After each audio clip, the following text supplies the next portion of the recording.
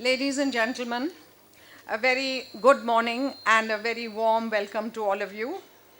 Today we are meeting to discuss the elements of Kitsch and reality in contemporary poetry, and we are privileged to have with us three practicing poets,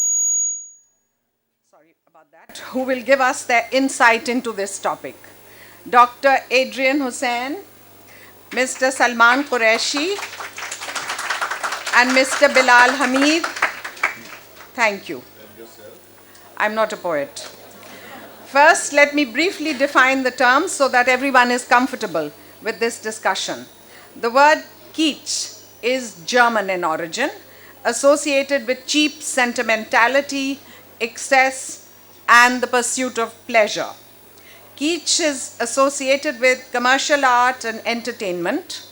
In 1939, Clement Greenberg wrote that this mass culture arose as a consequence of the Industrial Revolution, when a new class of literates emerged who had learned to read and write but had no taste for high culture. This new culture was a cheap imitation of traditional art and literature and was named Ersatz or Kitsch, commercial junk art and poetry catering to a lowered sensibility. We have, in fact, had a demonstration yesterday, I think, of this junk culture, Valentine's Day, where we have an excess of hearts, chocolates, cards with gushy couplets, and so on. People associated with this kind of mass culture cannot endure the demands of real art or literature, which is based on perceptions of reality. That's the other point that we're going to be talking about. This term is very difficult to define and can be interpreted in highly individual ways. It suggests an exploration of the world around us and includes violence, ugliness, problems of identity, etc. In the 30s, Tagore, that we just heard about, wrote, "It is not the function of poetry to merely intoxicate or charm, but to discover the truths of human experience." And not only the experience of beauty, but the experience of ugliness, distortion, violence, etc. This was to become the preoccupation of poets led by Ezra Pound and T.S. Eliot, the modernists, who explored the real world, a world that was muddy, smoky, ugly. The poet was an impersonal creator, giving us direct representation of life without the use of artifice or mere rhetoric. Modern poetry, therefore, tends to be complex, sometimes obscure. In the background lurks the presence of Freud, Marx, science and technology.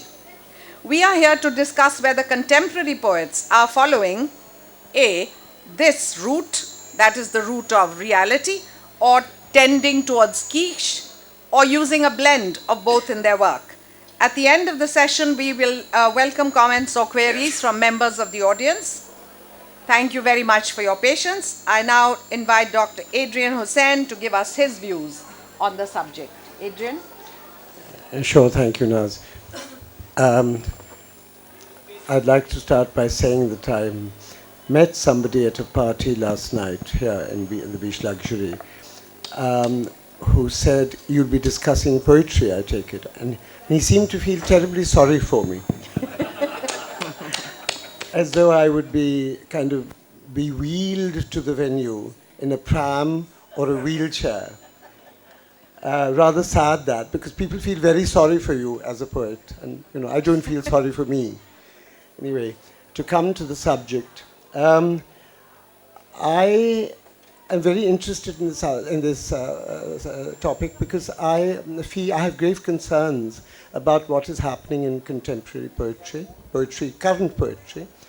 I see a lot of what I think is kitsch being produced, both in prose and poetry.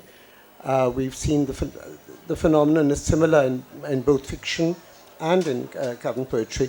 I don't know if you've read the recent book by Hilary Mantel called Bring Up the Bodies. It's a dreadful book as far as I'm concerned. She got the Booker Prize for it, but I find it atrocious. It is full of kitsch. It is an extended gossip column. And I was appalled that something like that. So somewhere one gets the feeling that people outside the field, people unrelated to the field, are telling us what good writing is. I have been sort of known to say that beauticians and hairdressers, in fact, are telling us what it's all about. And that is a great shame, that the wrong people are telling us what good writing is or should be. Because I think there are people who know about it, like Naz Asruddin Salman and Bilal Hamid. And that's why we're here to, thank you so much, to talk about this. Now I don't, I think a further definition is called for of both kitsch and what we think of as reality. I'm going to try to redefine the terms. To me, Clement Greenberg doesn't go far enough. He talks about kitsch as a byproduct of the Industrial Revolution and a symptom of modernity, and tells us it's vulgar and spurious and all that. But I think we need to look at kitsch and the whole business of kitsch at a much deeper level, in the context of consciousness and false consciousness, or consciousness as style. That's a major issue, and that concerns me. I think we need, in fact, to go back to Plato and to consider the traditional conflict between rhetoric and philosophy. Philosophy, as you all know, traditionally having been represented a quest for the truth, and rhetoric having been about eloquence or style. Now, I don't know how many people have read The Sophist, but it's very interesting what is said in The Sophist, about the Sophist in this Platonic dialogue. The Sophist is someone, apparently, who hides behind images, who is an image monger, who embroiders the truth, and corrupts and seduces rich young men, young Athenians of the time, by so doing. He panders to them. Anyway, I think it is very important to draw the distinction between rhetoric and philosophy, the quest for the truth, and style, pure eloquence. This carries through to the Middle Ages, where Aristotelianism sort of was a very important factor. It governed the thinking of the schoolmen of the time. In the Renaissance, however, Aristotle is jettisoned to some extent, and we see him being taken over, his place being taken over by Plato and by Cicero, who is the new source of inspiration for Renaissance writers. And I think it's very important to understand about the kind of the split between rhetoric on the one hand and philosophy on the other, the quest for truth on the one hand and the quest for style and elegance on the other. The humanists were very taken by elegant writing on the pattern of Latin writing by Cicero and other writers. And this is relevant because it leads up to the whole business of kitsch at a later point in time. This is very relevant. So I would like, I think we should bear that in mind, and I would like to consider it further, because I think it's very relevant. But coming further to our own times, I think what has started happening, and I've been telling my students in the creative writing classes I run, that I think there's been a problem about, to me, the whole business of writing poetry is about a marriage between tongue and heart and mind, or tongue, mind, and heart. And if it's not that, then it fails, as for me, at any rate. And let me come to the other point about reality, which I think is very well explained to some extent by the term used by Geoffrey Hill with regard to poetry. He talks about poetry having the right to be difficult. Now, what do we mean by difficult? We mean maybe difficult to understand, mean difficult to interpret and so on, but I think it also means difficult in the sense of it being a struggle. So I think a struggle is called for, not just verbiage, because a lot of writing that is being done is just pure verbiage. And that's a very distressing phenomenon. I will read to you a poem which to me epitomizes kitsch and doesn't have this sense of struggle or tension or artistic inevitability about it. There is, to me, good poetry poses a problem to start with, and that problem is resolved or left unresolved, as the case may be, but there is a struggle with words. I think that struggle must be reflected in good poetry, and normally is. And so, to me, reality, this is what is meant by reality, is both authenticity and this sense of difficulty.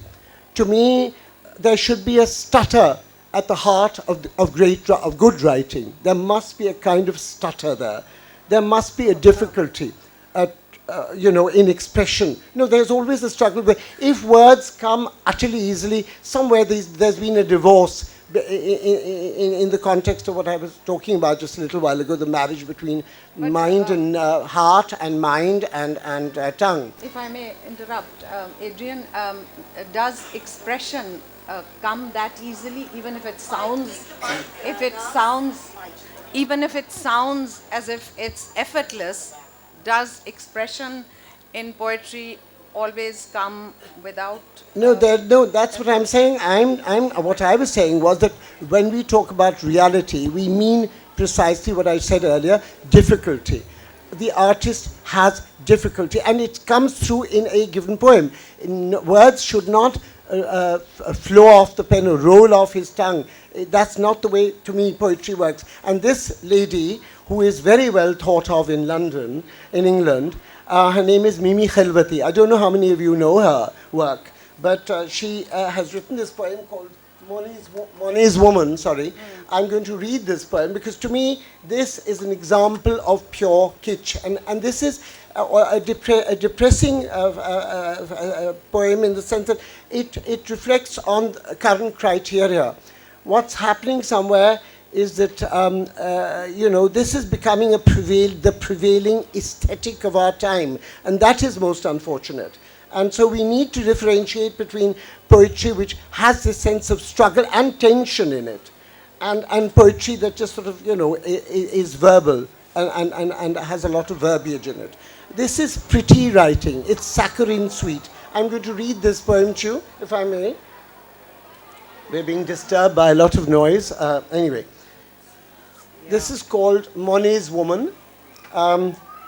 Everywhere you see her, who could have been Monet's woman with a parasol, who's no woman at all, but an excuse for wind, passage of light and shade we know wind by, just as his pond was no pond, but a globe at his feet turning to show how the liquid dry go topsy-turvy, how far sky goes down in water. Like iris, agapanthus, water plants from margins, where tethered by their cloudy roots, clouds grow underwater, and lily flows like landing craft hover, waiting for departure. She comes at a slant to crosswinds, currents against shoals of sunlight, set adrift, loans you her reflection. I saw her the other day, I don't know where, at a tangent to some evening, to a sadness she never shares. She wavers like recognition. Something of yours goes through her, something of hers escapes. To hill brows, meadows, where green jumps into her skirt, hat-brim shadows blind her. To coast, wind at her heels on diagonals as the minute hand on the hour on the wheel of sunshades. Everywhere you see her, on beaches, bramble paths, terraces of Edwardian hotels, in antique shops, running her thumb along nap-worn velvet, a nail buffer, and an owl brooch with two black eyes of onyx, eyes she fingers, but usually on a slope, coming your way.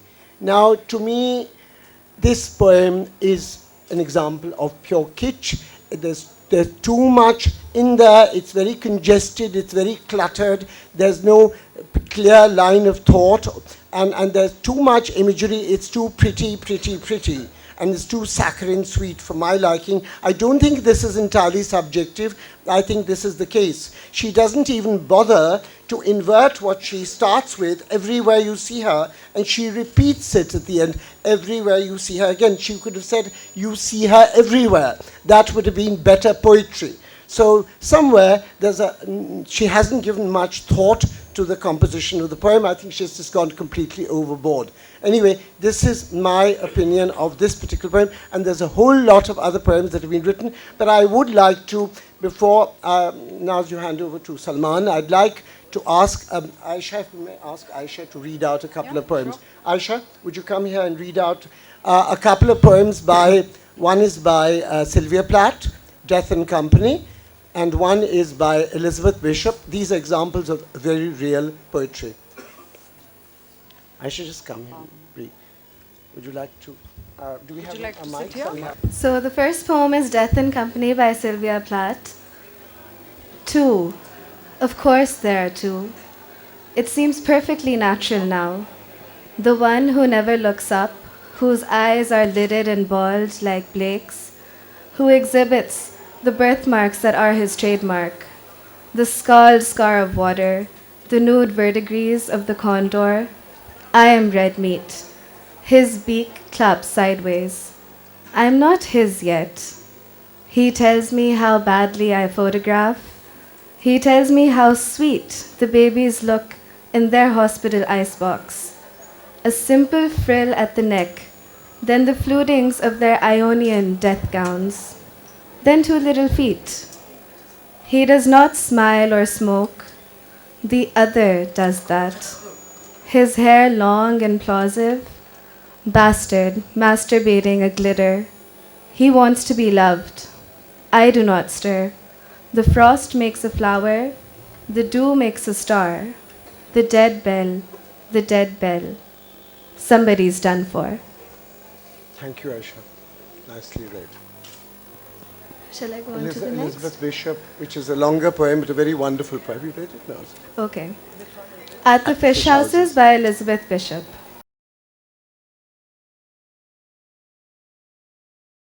Although it is a cold evening, down by one of the fish houses, an old man sits netting his net in the gloaming almost invisible, a dark purple-brown, and his shuttle worn and polished. The air smells so strong of codfish, it makes one's nose run and one's eyes water. The 5 fish houses have steeply peaked roofs, and narrow cleated gangplanks slant up to storerooms in the gables, for the wheelbarrows to be pushed up and down on. All is silver. The heavy surface of the sea, swelling slowly as if considering spilling over, is opaque. But the silver of the benches, the lobster pots and mass, scattered among the wild jagged rocks, as if an apparent translucence, like the small old buildings with an emerald moss, growing on their shoreward walls. The big fish tubs are completely lined up with layers of beautiful herring scales, and the wheelbarrows are similarly plastered with creamy iridescent coats of mail, with small iridescent flies crawling on them. Up on the little slope behind the houses, set in the sparse bright sprinkle of grass, is an ancient wooden capstan, cracked with 2 long bleached handles and some melancholy stains, like dried blood, where the ironwork has rusted. Yeah. The old man accepts a lucky strike. He was a friend of my grandfather. We talk of the decline in the population and of codfish and herring, while he waits for a herring boat to come in. There are sequins on his vest and on his thumb. He has scraped the scales, the principal beauty, from unnumbered fish with that black old knife, the blade of which is almost worn away. Down at the water's edge, at the place where they haul up the boats, up the long ramp descending into the water, thin silver tree trunks are laid horizontally across the grey stones, down and down at intervals of 4 or 5 feet. Cold, dark, deep, and absolutely clear, element bearable to no mortal, to fish and to seals. One seal particularly I've seen here evening after evening. He was curious about me. He was interested in music, like me, a believer in total immersion. So I used to sing him Baptist hymns. I also sang, "A mighty fortress is our God." He stood up in the water and regarded me steadily, moving his head a little. Then he would disappear, then suddenly emerge, almost in the same spot, with a sort of shrug, as if it were against his better judgment. Cold, dark, deep, and absolutely clear. The clear gray icy water, back behind us, the dignified tall firs begin, bluish, associating with their shadows, a million Christmas trees stand waiting for Christmas.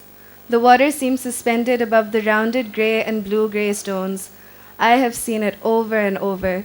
The same sea, the same slightly indifferently swinging above the stones, icily free above the stones. Above the stones and then the world.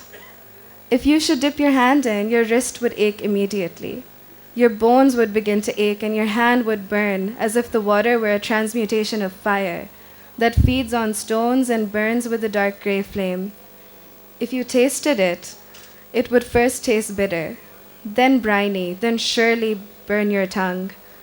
It is like what we imagine knowledge to be, dark, salt, clear, moving, utterly free, drawn from the cold, hard mouth of the world, derived from the rocky breasts, forever flowing and drawn. And since our knowledge is historical, flowing and flown. Thank you, Aisha. Thank you,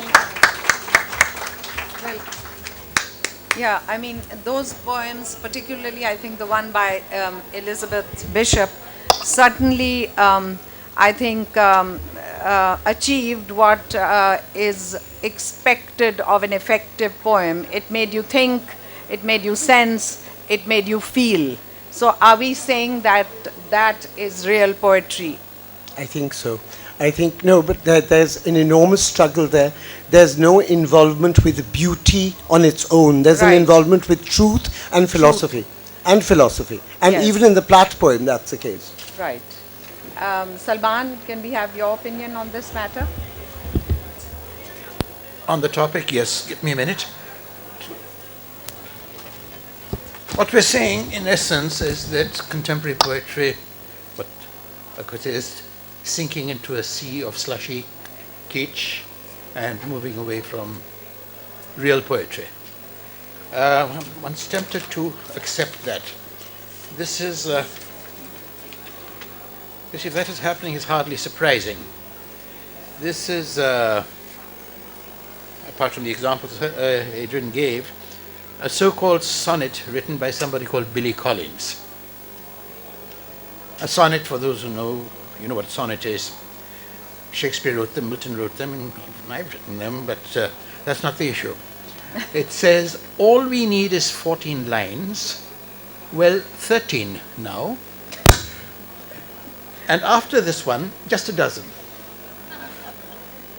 To launch a little ship on love's storm-tossed seas, since sonnets are about love, I imagine, then only 10 more left like rows of beans.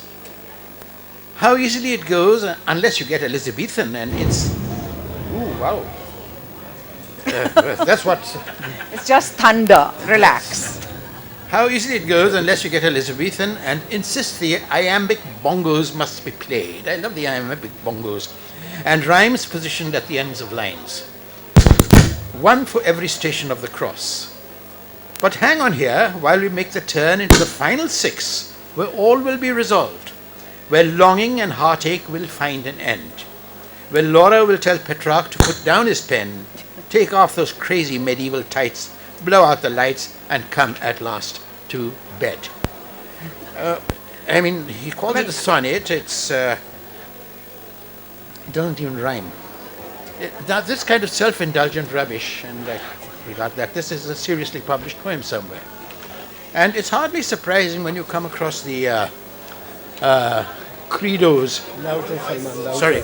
It's hardly surprising when you come across the credos of some of the poetry magazine editors, literary magazine editors. I often wonder why so many of my poems get rejected when I send them for publication. It comes like, sorry, we cannot use this poem for one reason or another. This is a magazine called Caravel, a literary magazine, ostensibly, published in the UK, who said, We do not use nature poetry.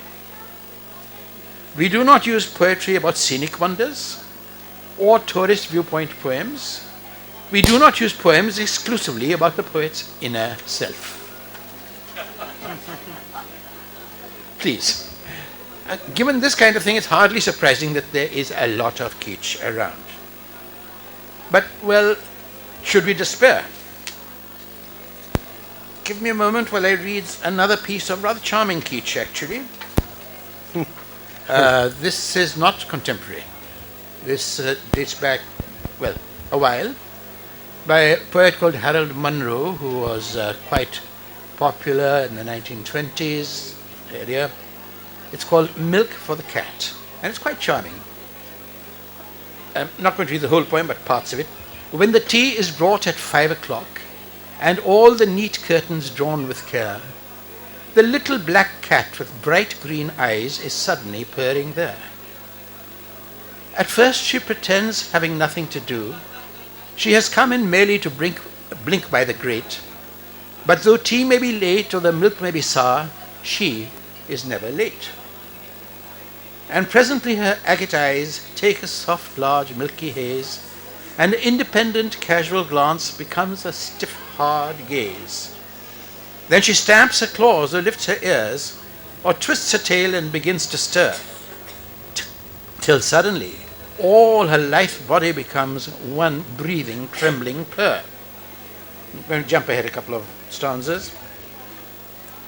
The white saucer, like some full moon, descends at last from the clouds of the table above.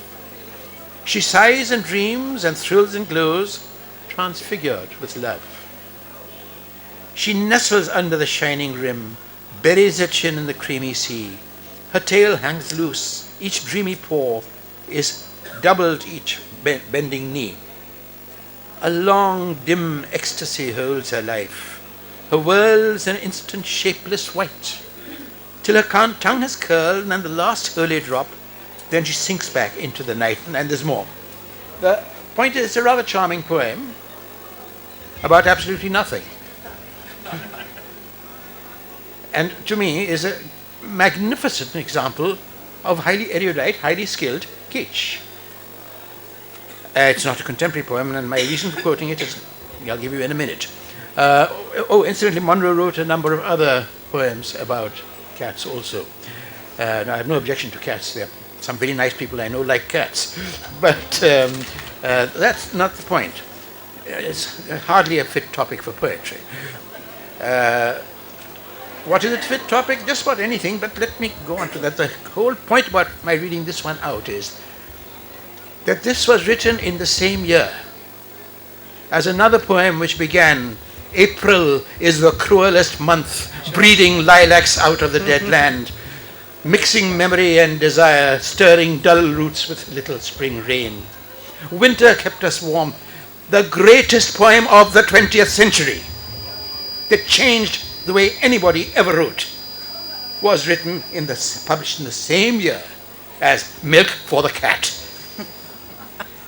And now, wonder upon wonders, Harold Munro moved in the same circle of poets as T.S. Eliot and Ezra Pound. What am I saying? Kitsch is kitsch, certainly. Is kitsch exclusive to our time? No. Let's just go back take an example from another art form, music. In 18th century Vienna, there was a very popular musician called Salieri. And there was a young upstart musician called Wolfgang Amadeus Mozart.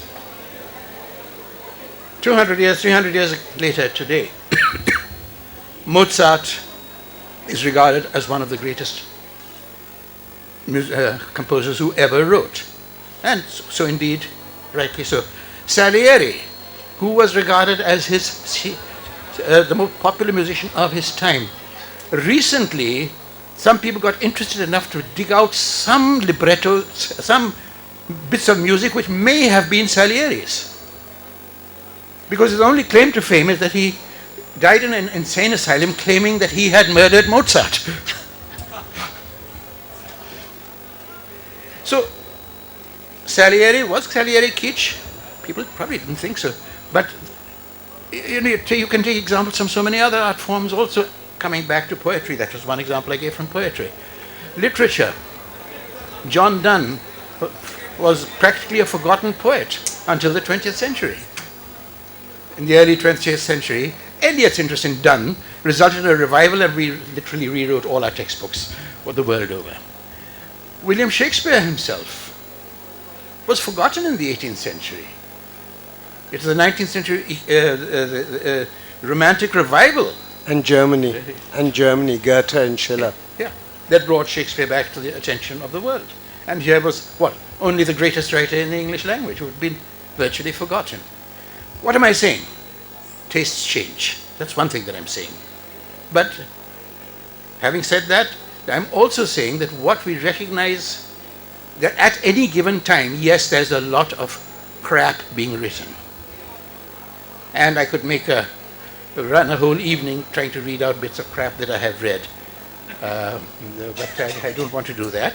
I gave you one or two little examples. What is great is often not recognized till later. Vincent van Gogh, arguably, well, certainly one of the greatest painters of all time, never sold a painting in his life, except for one picture that he sold to pay his tavern bills. Nobody appreciated his merit, and so on. So multiply examples. Same with poetry. So all is not necessarily lost yet. I do notice a tendency, which Adrian has pointed to, that a lot of very slight stuff is being written.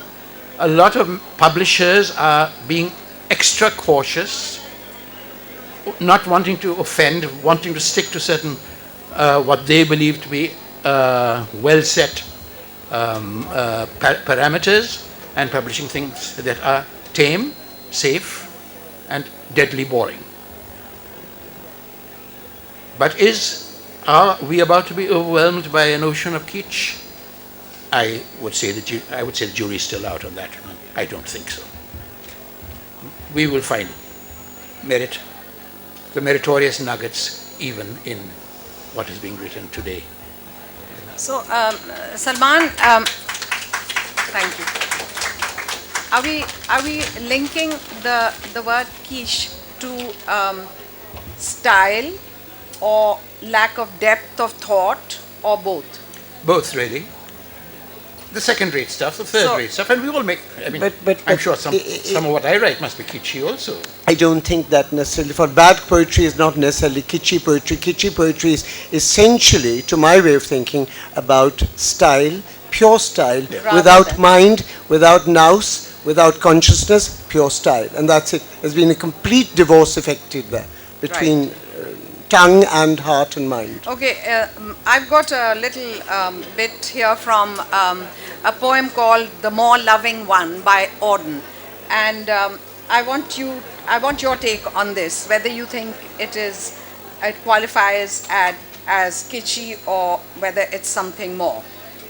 The More Loving One, it's about unrequited love, all right, and the fact that occasionally we might meet with indifference.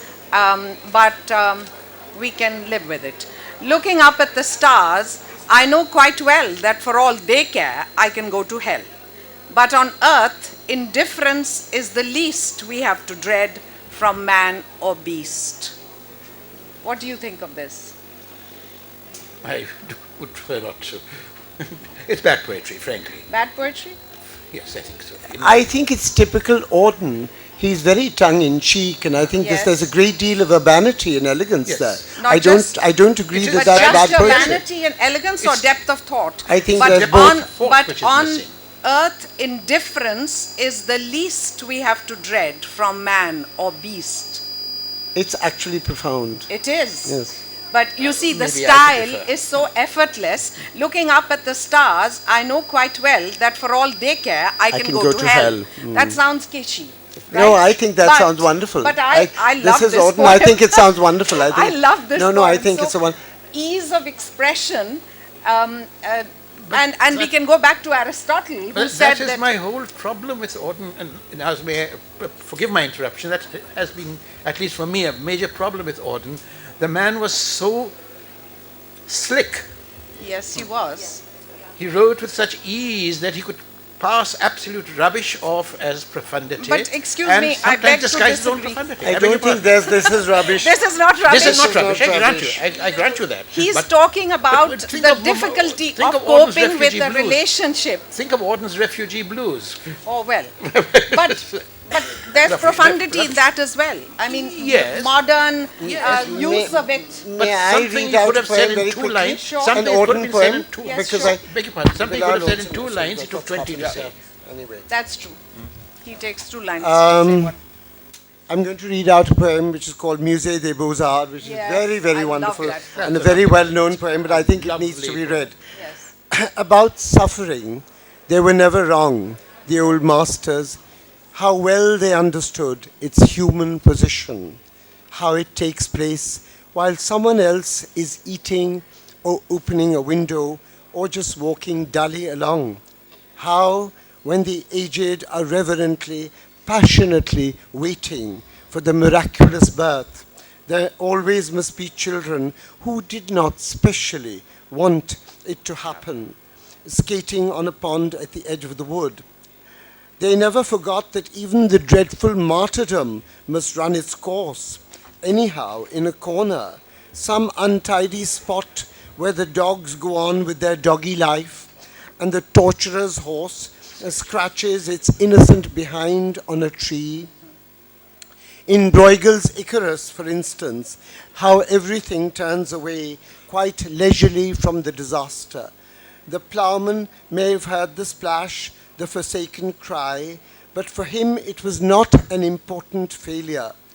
The sun shone as it had to on the white legs disappearing into the green water, and the expensive, delicate ship that must have seen something amazing, a boy falling out of the sky, had somewhere to get to and sailed calmly on.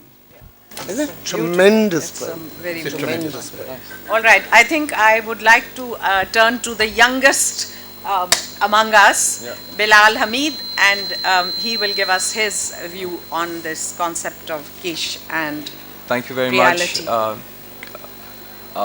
Kitsch is a loanword from German. It originated in Munich in the art markets of Bavaria. This was when the German state was being formed in 1870. So basically, cheap materials, objects of art that were not necessarily art but produced for the local market, sold to the new proletariat, or now that was becoming a bourgeois in the rapidly industrializing, the rapidly industrializing European nations as well as the West. Beyond that, cheap material objects that are gaudy and unrefined in manners of taste are kitsch or kitsch. I mean, we've heard different pronunciations, but it's a loan word, so that's not uncommon. In my interpretation of how I've defined kitsch for myself is using an aesthetic idiom, be it, I mean, we could talk about art, we could talk about fine art, we could talk about painting, we could talk about carpets, we could talk about the creation of an artifice or the creation of an object that has an aesthetic idiom, using rhymes, tricks, or themes as a systemized design. These objects are sold and are part of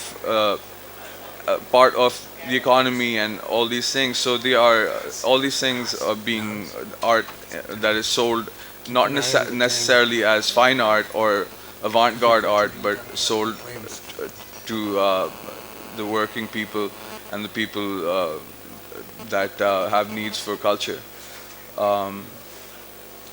Artifacts that are associated with culture that seem trivial, sentimental, imitative, stereotypical, and consequently illegitimate,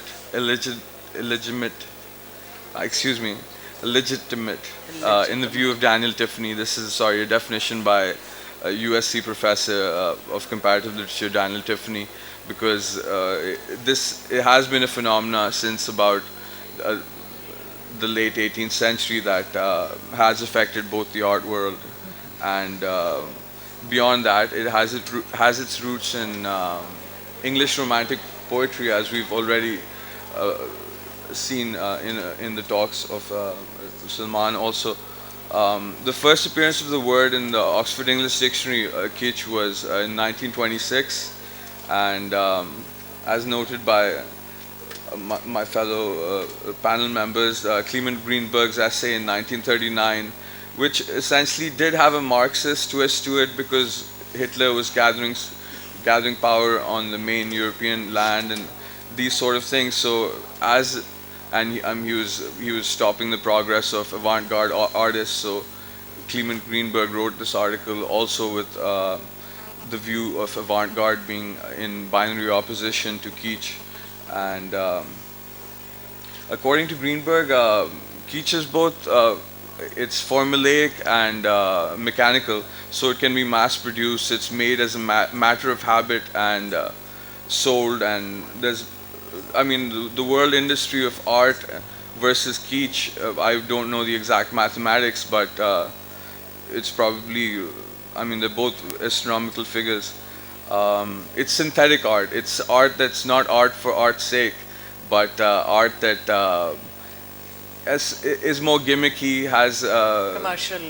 a more commercial appeal, and maybe not the true sensitivities of design and the evolution of a legacy as well as traditions based on form and structure and processes of art that are taught. People have painted in similar fashions and written in similar fashions, and it's an evolution of design of an art form.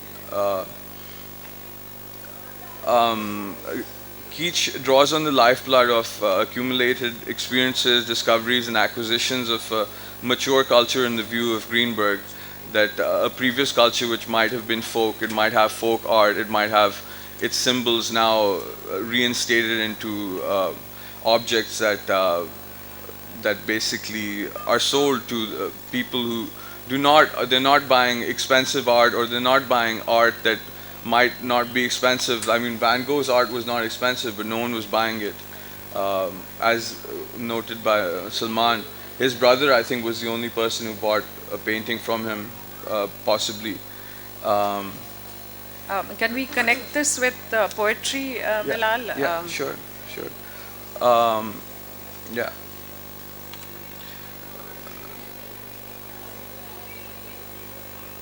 T.S. Eliot, writer of The Wasteland, expressed the shortcomings of the Romantics to the effect that the Romantics can be considered the original sinners whose guilt Kitsch inherited. The reason why it's connected to poetry is that it's a vernacular. People, nursery rhymes in 1775, Mother Goose was published. Now we had children's rhymes that were using processes of rhythm, cadence, and meter, and these things that were now sold on a different and pet epitaphs, funeral odes, elegies, these sort of things, all utilize the concepts of poetry to further the spread of Kitsch in opposition to fine art. And yeah. So I do have some poems here for you to read also.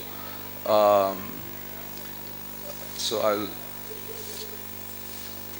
You're going to read out a Kitschy poem? Yeah, I'll read out a Kitschy poem.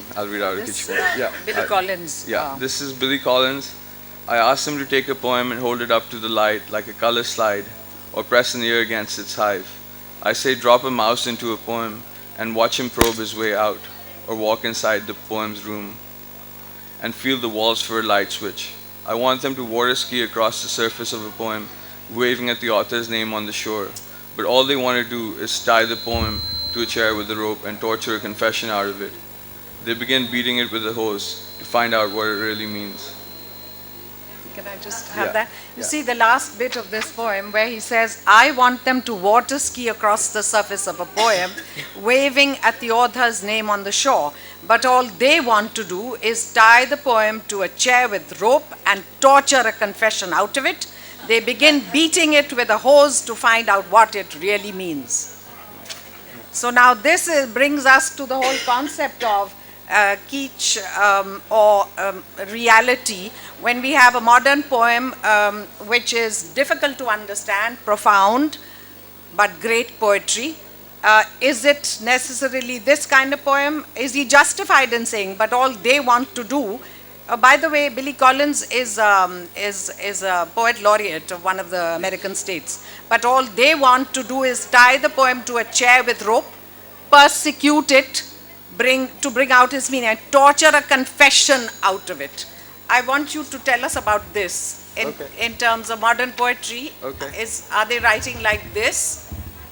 And is that necessarily a good quality in great poetry? I'm sorry, I need to point to Yeah. the minor coincidence that both of us chose a Billy Collins poem as Yeah. a bad example. I got them out Yeah, for you. Nice. Yes. I would say that in the end, we've got Sylvia Plath writing confessional poetry at certain times, so Right. that would relate to that there are Some aspects. human feelings that do come about in poetry very much. But this has a sort of, there is a whimsical approach almost to it, and sort of it's a bit of a a laugh, and it's a light-hearted poem. It's not serious. It doesn't. So are we saying that light-hearted poems are not acceptable as great poetry? I wouldn't say that necessarily, but I would that maybe it's not subject matter, but that Style. It's style. Would you agree with that, Adrian? Not subject matter, but style. What is the question exactly? Can you? Which distinguishes kitsch poetry from Yes, I think. real poetry. Well, yes, I think where there's pure style and there's nothing Without else. depth. Well, nothing else. No reality, no difficulty, no. That link between tongue and heart and mind isn't there. That I think When constitutes. you speak of difficulty, do you mean the ability of the poem to stimulate you to thought? I think we mean both. I think we mean difficulty in bringing the poem about and difficulty in coming to grips with it. But in bringing the poem about, surely it depends on the poet's attitudes, the subject. Yes, but it's what I matter. meant was that it's It has to reflected. be- It's reflected in the poem. Right. Like if you read Death and Company, there's this so that enormous it's a sort tension. of organic whole, Yes. rather than an artificial difference between a thought that may be commonplace Yeah. and I- expressed. I think there is a with quality seeming of ease. compulsion and aesthetic inevitability, artistic inevitability about good poetry. This is something which is not Okay. true of kitsch at all. Right. I've noted that it's a union between consciousness and process, because process orients the artistic impulse in an idiomatic fashion for the artist. I mean, regardless of what, and it is. And then I've gone back. I've written that old masters have to be given the respect that, I mean, from the poets, when we think about Homer, we think about Iliad, we think about the Odyssey, we think these things, they are the way a story has been told, and poetry has been, and it's changing, as we're saying. Kitsch is now taking over in many. Yeah, well, my concern, I think I would like to reiterate this, is that kitsch is not just there, it is threatening to take over completely as the prevailing aesthetic of our time. It's not just, it's been around for a long time, but we must be aware of this danger. I think this is a major concern, or should be, for us. And I think that is linked to the fact that, again, to quote Tagore, he said, modern man has no leisure for pleasure. He just has to pass on quickly. You know, he's got this to do, he's got a list of items that he has to purchase, or duties that he has to fulfill. And poetry, great poetry does require you to have the leisure to read it, to think about it, to let it enter your mind and heart. I think that's what great Yes, poetry yes, is yes, all yes, about. yes. And Keats, I will never know how to pronounce his word. Kitsch. Kitsch. Kitsch. Not Keats. I know, I don't like saying Keats. Kitsch makes it sound a bit like the edible thing. The Kitsch, quiche, it's yeah. something that is inevitable because this is a society which is catering to mass culture and commercialism. So I think there is a very real danger that it will overwhelm the impetus of great poetry. Well, you did find, sorry, I have a point here. You did find a lot of Keats in, let us say, Victorian England, again, when there was a rising bourgeoisie at that time. Right. All your say, not the struggle nor availeth, and who was the boy who stood on the burning deck? And well, it's not just bad poetry, it's very Kitschy stuff, skillfully written. But, Yes. And for example, earlier when you were asking is humor as part of Kitsch, perhaps it's easy to be clever and slick and humorous and cynically humorous on the surface and pretend to depth below. That can happen. One of the key elements, I think, is a point that a word that Bilal used could be sold. Could be sold. That Commercial is- value. It has commercial value. Right. Yeah. And where the opposite of Kitsch, reality poetry, and I think you raised this point validly, that you need time to think and energy to think with. If you're getting pre-packaged stuff that you don't have to think about, yes, that's going to, Yeah. it's Kitsch that's going to work. Yes, It's I'd the like fast to food of poetry. Right, well put. ask the audience to give us their points of view if you have something. As you mentioned, mass production. Right. I feel, I'm from Texas and I Good point. Real life. Yes. Nice. And so that it is a matter of the idiom that is used, perhaps. The idiom. I just want to say something similar, is that Kitsch is often more accessible Yes. than other poetry, which has a lot of historical, philosophical, and other references, literary references. So, And which might be difficult to decipher. Right. Hello. Hello. suggesting that Say what? Hello. it's used and then taken over. For example, in art, you see truck art. Yes. I mean, some people think that's very Kitsch, Truck art. but Right. it's a kind of cultural deliberate reinvention or taking over. Expression of, yeah. May I say something now? I think there's a major problem that we haven't touched on, and that is the fact that we do not think that it's right to tax our readers. And we prefer these days to spoon feed him. Yeah, to make it, facilitate. And because, there's been a lot of dumbing down in our world. We know about that. And this is part of it. It's very sad, but people are not as well educated as they used to be. And that's a major problem as well, because they want to be spoon-fed. In the dark forest of flowers of light that never fade by day or night, down in the valley stands a tree, its roots uneasy as the sea. High on the tree there hangs a nest. Here says the wind, you must take your rest. Through the spinney with eyes of wax runs the woodman with glaring axe.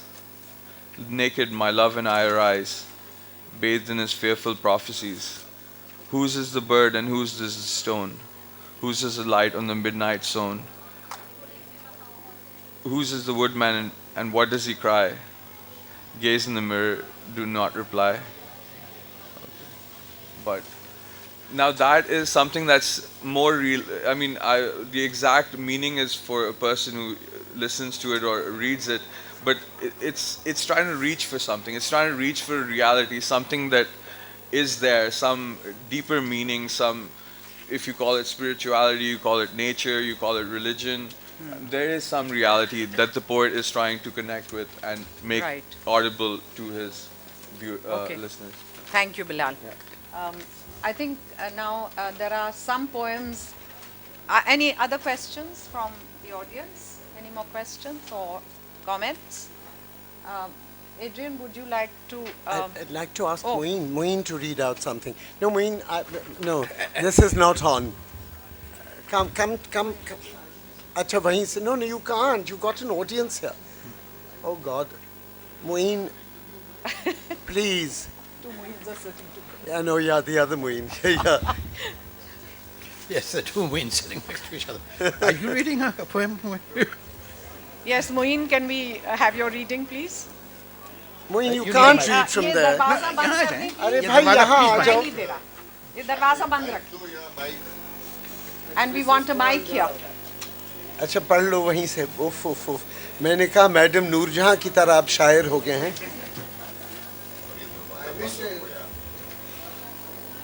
You see, it's constantly opening. चलो, okay. This is called Untitled Landscape. Louder, please. Can you hear me? Yes, now we Yes. can hear you. This is called Untitled Landscape. This is complete, a terrain unbound, bright in moon's phosphor, measuring each shadow passing under trees. A bush imprecise speeds down the road, only the hill stationary, sliding slowly, sliding into land. Words to float upon, the love of air which is a bird. A branch waves and the dark ascends, a bare line glowing at earth's end. The hulk of a building in the desert's nowhere middle stands like a word speaking about our thirst. The sound of a raindrop from a loosened sky, ink and deep, starlight rich and wordy, recomposing in the mind. No, no, that's his. Moeen. Thank you, it's a wonderful poem. Will you ask Chiki to read something, one of hers? Chiki, would you like to read a poem of yours? Yes. Mike, please.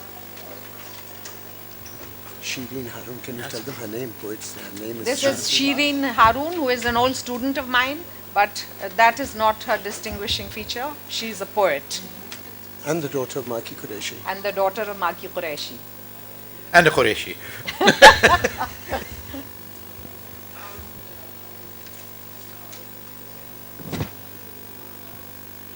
This poem is called, can anyone hear me? No. Louder, louder. Yeah, I thought this one.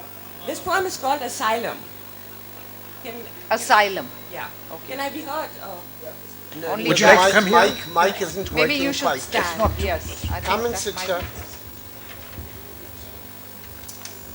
Hello. Hello. Hello. Hello. Careful, careful. be- Okay. This is a very strong poem. Very strong poem. Yeah. This poem is called Asylum. They've been here so long, and now, with what audacity and ease, they seem to turn daylight to dusk, blurs, and shapes of trees. All share this same refusal, of which must and shall can play no part. Others, still muttering, count inconsequential baubles on a string, unaware that what knocks at them or chafes will ever so slowly dissipate until this latent twilight's left the only thing and space, the playground for them to wander in.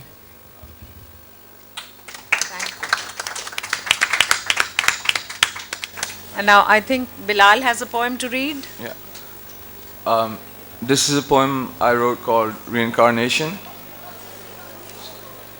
What are these changes?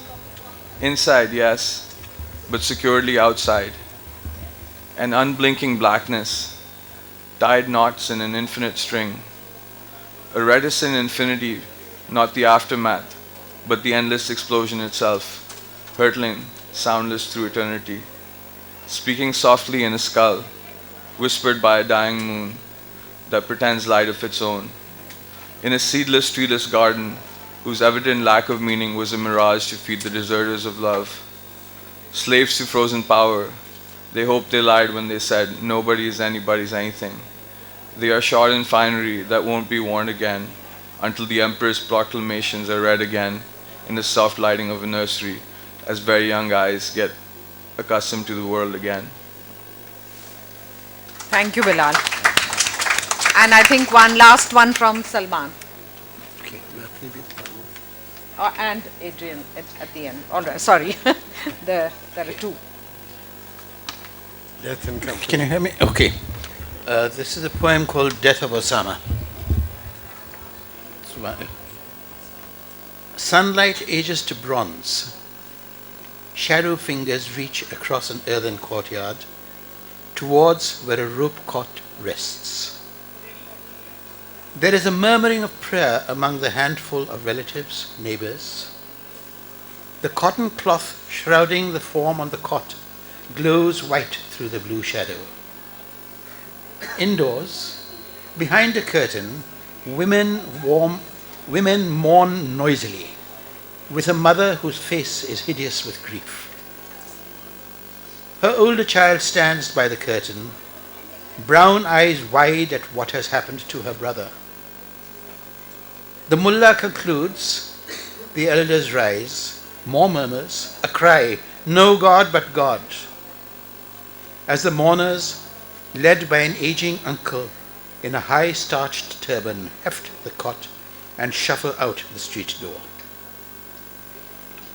The mother's lamentations fall behind as they walk up the unpaved village street and along the hill path through a grove of trees and over a daisy-starred meadow. Near the burial place, the shroud slips, exposing the dead boy's foot. Skin blackened by fever and toenails turned yellow, the old uncle covers him up again.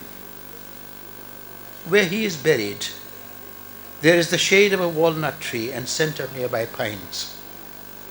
Beneath the earth they fling, his head is turned to face the valley, where a flight of swifts soars up through depths of air, and the clouds paint patterns of sunlight on the slopes.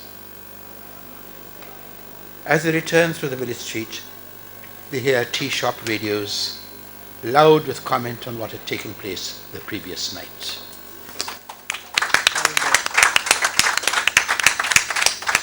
Thank you. Thank you, Salman. And now, Adrian. This is called Gouache. It's a pictorial kind of poem, but anyway, it's in two parts. In the dark outside, the lights are on of houses still awake. Luminous squares that do not flicker, but are composed and steeply stare as they zigzag, describing an even undulancy, as in a child's pigmented wash. Almost edged out against the skyline are other houses. Blurred yet palpable charcoaled hulks confront the beach. The ghostlier for being floodlit, the sea stops short. But the waves are real, compressed mouths opening, black and chill and copiously hollow. The second part is city cast in shadow, caves, grottos of dark, a dimness that slithers and clings to walls, rugs, the contours of sedentary things, my knee, a stack of books and diamond-shaped wickerwork, while the rain beats and in the hall, touched by shards of pale light, the floor absorbs oceanic, the stairs where they turn, banister rails and curlicued supports silhouetted on it hazily before coalescing they drown. Thank you. Thank you. Thank you very much. Thank you, ladies and gentlemen, for your patience. Thank you for your